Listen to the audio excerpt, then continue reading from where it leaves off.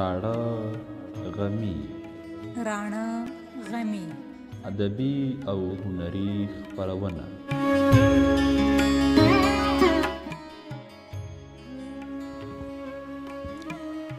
هره جمعه په سپینو حورو څه ارشاد کومه، هره جمعه په سپینو حورو څه ارشاد کومه، نن به خبره په زخمي زخمي هیواد کومه. ما المیې د دې وطن راوړي یې سړیه، ما المیې د دې وطن راوړي و سړیه، یو څو خبرې په مرحوم جلال آباد کومه. زه بوسه غواړم د ښار په څلور لارې کې هم، ما د ګل رنګو خواته مه بوځئ فساد کومه. ما په ډیوه کې زهر واچول د تیلو په ځای، ما په ډیوه کې زهر واچول د تیلو په ځای، د دې کوټې په خاموشۍ باندې جهاد کومه. که زلمو جګ نه کړو بیرغ د خپلواکۍ غزله، زه د دې قام په جنکیو اعتماد کومه.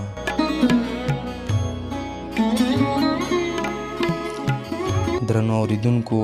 او د راڼه غمي ادبي خپرونې منتظرو ادبپالو ملګرو، د ګلابونو په نغمو کې نغښتي سلامونه او مینه مې ومنئ. هیله ده چې رک روغ او د صحت له نعمته به برخمن یاست. درنو ادبپالو، زه شهاب شاداب یم او خپرونه ده راڼه غمي.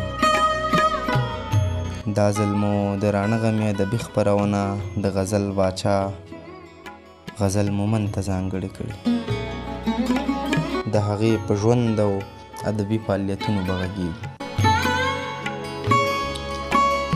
غزل مومند چې اصلي نوم یې رب نواز خان او ادبي نوم یې غزل مومند دی، په 1994 د اپریل په 6 نیټه په کوزه پښتونخوا ضلع مومند کې زیږېدلی. په قوم حلیمځی دی او د استوګنې کلی کوز ګنده او رامي خیل دی، چې د ژوند تر دې ساعته هم په خپل کلي کې ژوند کوي. عصري تعلیم مې د خپل کلي په مکتب کې تر 5م ټولګي وکړ، بیا یې تر 12م پورې زده کړې له خپل کلي 8 کیلومتره وړاندې په یو بل ښوونځي کې وکړې. دیني زده کړې په کراچۍ کې تر دوره حدیث ولوستلې. له هغې وروسته یې د دیني زده کړو په 4 بېلابېلو برخو کې تخصص وکړ. لومړی په لغت العربي، بیا یې په منطق او فلسفه،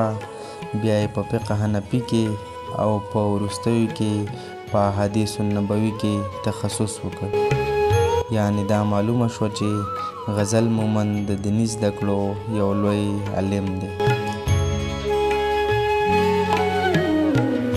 چې اوس مهال د دیني علومو د استادۍ مقدسه دنده پر مخ وړي. د غزل مومند شعر دومره پوخ وي چې په لوستلو سره د لوستونکو زړونه ښکار کوي. د غزل مومند صاحب په شاعرۍ کې 2 شیان د پام وړ دي چې د نوموړي شاعري لا پسې خوندوره کړي. لومړی دا چې په غزل کې په هر بیت کې جلا جلا موضوع بیانوي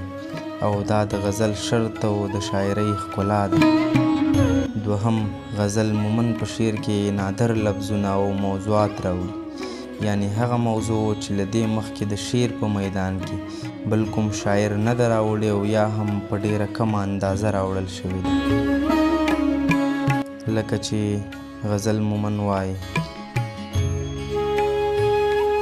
سترګې به جیب ته کړم په لاسو به بیا وګرځمه، زه د نازکو په هجوم کې له چا وګرځمه، ښه په دې شپه دې اوس له کوم اندامه اور واخلمه، زه لیونی سړی په کومه صحرا وګرځمه. یا همدا چې ما خپلې خاورې پسې راوړې خو دا چرته لاړه، هغه مغروره مقدسه هوا چرته لاړه، په نیمایي ودرېدم ستا د بېلتانه په کیسه په نیمایي ودرېدم ستا د بېلتانه په کیسه یارانو چیغې کړې چې وایې نو بیا چېرته لاړه چې غزل په غزل کې داسې خواږه راوړي نو لوستونکي به د غزل له غزله پوره خوند اخلي او په مینه به ورته په زړه کې ځای ورکوي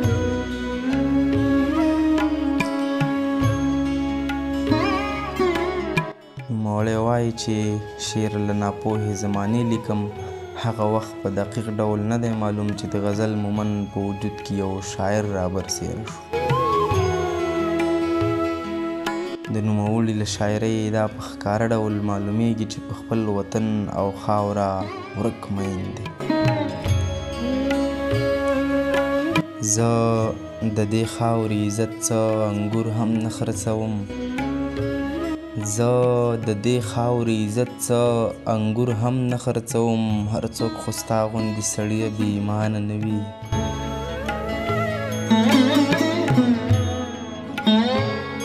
د غزل په شاعرۍ کې د وخت د سرکار په ظلم هم ګوته پورته شوې او د هر ناروا کار غندنه یې کړې لکه په لاندې بیتونو کې چې وایي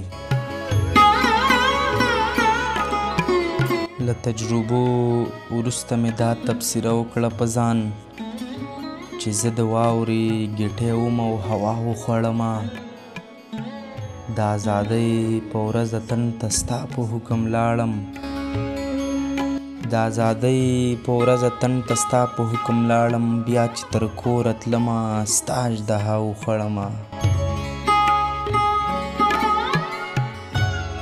د غزل مومن صاحب شاعري تر ډیره له داخلي موسیقیت برخمنه ده او ډیر نادر خیالات او حقایق د شعر تر دهلیزه راوستي که څه هم غزل مومن د شاعرۍ کوم کتاب نه دی چاپ کړی خو د ښه او له معنا ډک شعر د لیکلو په وجه یې ډیر شهرت ترلاسه کړی دا وینې وینې ژوند او دا ټوپک افغانستان یا خدایه بیا باد کړې مبارک افغانستان ما ځکه نه خوړل په تور لاهور کې سره انګور بیا ماته یادېده د ښکلا ډک افغانستان نو ته که چېرته خدای وې پیدا کړې اژدها نو ته که چېرته خدای وې پیدا کړې اژدها نو تا خو تېرولو په یو چک افغانستان د دې خاورې واکدار به خرڅېده په 100 روپۍ دا ځکه خو ژړل سړک سړک افغانستان ښکارېږي چېرته خوښ نه دی زما له شوق غزله ښکارېږي چېرته خوښ نه دی زما له شوق غزله ته ګوره ماته نه وهي چک چک افغانستان